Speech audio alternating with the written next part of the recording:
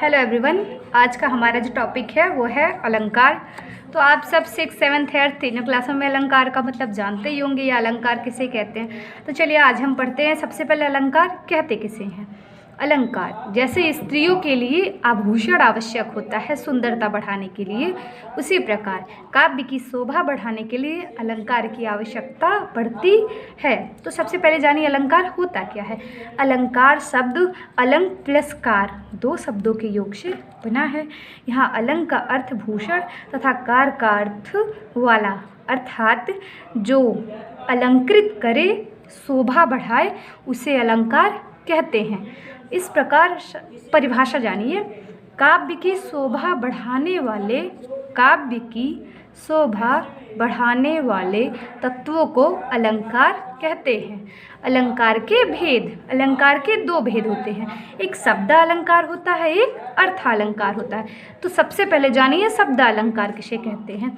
वे अलंकार जो शब्दों के द्वारा काव्य में चमत्कार उत्पन्न करे, उसे शब्द अलंकार कहते हैं। तो सबसे पहले इसकी परिभाषा जानिए।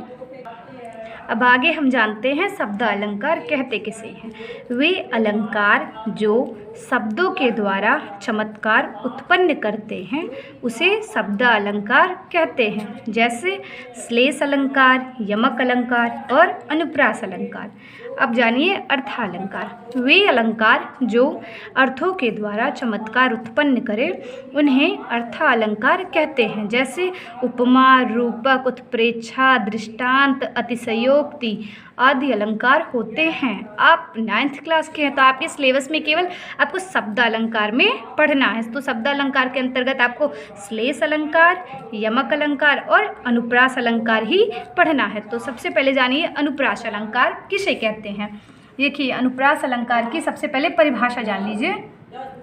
परिभाषा, लक्षण, कुछ भी जो भी समझिए, परिभाषा। सबसे पहले इसकी परिभाषा जान लीजिए। काव्य में जब वर्णों की आवृत्ति,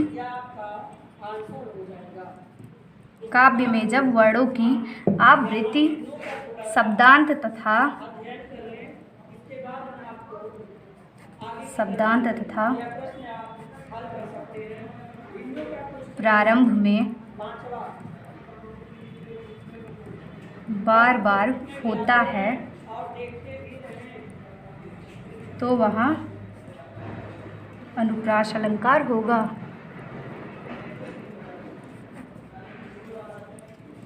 अलंकार होगा। ठीक है, आप परिभाषा जानते हैं इसकी, तो आप सब जानिए। देखिए इसकी सीधी सीधी परिभाषा है। काव्य में जब वर्णों की आवृत्ति, एक ही वर्ण की आवृत्ति बार बार होती है, तो वहाँ पे अनुप्रास अलंकार होता है। अब इसका उदाहरण भी जान लीजिए। सबसे बहुत फेमस है, चारुचंद्र की चंचल किरणें खेल रही हैं जल थल में। ये देखिए, चारुचंद्र की चंचल किरणें, चारुचंद्र की चंचल किरणें खेल रही हैं जलथल में, जलथल में। तो यहाँ पे च शब्द की आवृत्ति बार बार हुई है, इसलिए यहाँ पे अनुप्रास अलंकार होगा। ये जो आपकी उदाहरण है ना, चारुचंद्र की चंचल किरणें खेल रही हैं जलथल में, जब आगे आप पद्य को पढ़ेंगे तो उसके अंतर्गत इसका दिया गया है। ये एक आपका चैप्टर का एक पद्य है, समझिए। अब चलिए दूसरा हम जानते हैं यमक अलंकार। यमक अलंकार किसे कहते हैं। यमक अलंकार ये भी ज़्यादा कुछ बहुत कठिन नहीं है, तो सबसे पहले इसकी परिभाषा जानिए। परिभाषा, चलिए आगे हम जानते हैं यमक अलंकार। तो देखिए यमक अलंकार, जहाँ पर एक ही शब्द की अनेक बार भिन्न भिन्न अर्थों में आवृत्ति हो, वहाँ यमक अलंकार होता है। मतलब यमक अलंकार का मतलब है जहाँ पे एक ही शब्द हो, लेकिन उसका जो अर्थ है वो बार बार आए, उसका अर्थ अलग अलग आए, वहाँ पर यमक अलंकार होता है। तो सबसे पहले ये इसका उदाहरण देख लीजिए।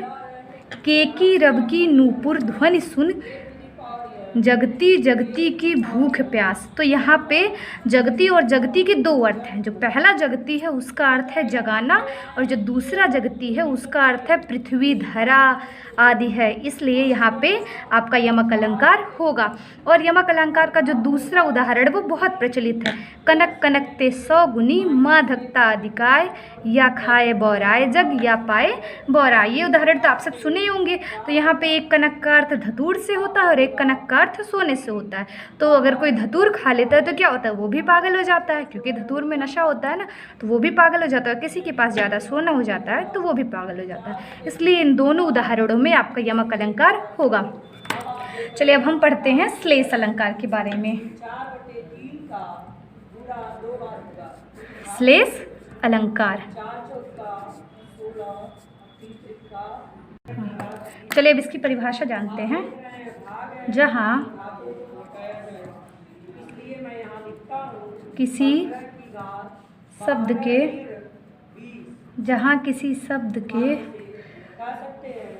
एक बार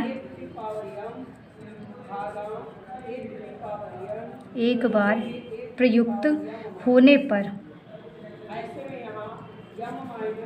उसके एक से अधिक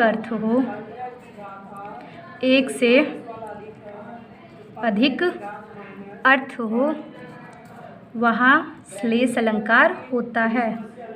श्लेष अलंकार होता है। फिर से जानिए, जहाँ किसी शब्द के एक बार प्रयुक्त होने पर उसके एक से अधिक अर्थ हो, वहाँ पे श्लेष अलंकार होता है। अब आप सबको सबसे फेमस उसका उदाहरण बता देते हैं। रहीमन पानी राखिए,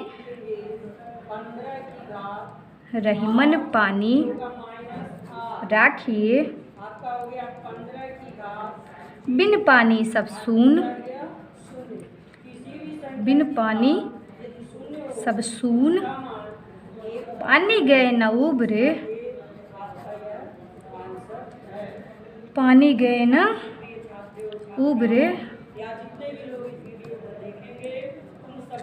मोती मानस चून, मोती मानस चून।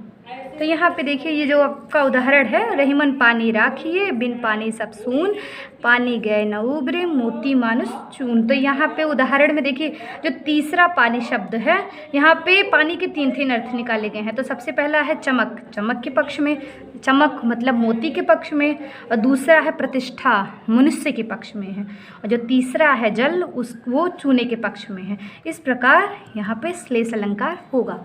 तो आप सब इसको कॉपी में नोट कर लीजिए और साथ ही साथ लिख लीजिएगा आप लोग अनुप्रास अलंकार, श्लेष अलंकार, यमक अलंकार। अगर आपको कुछ समझ में नहीं आता तो आप कमेंट करके पूछ सकते हैं। Thank you.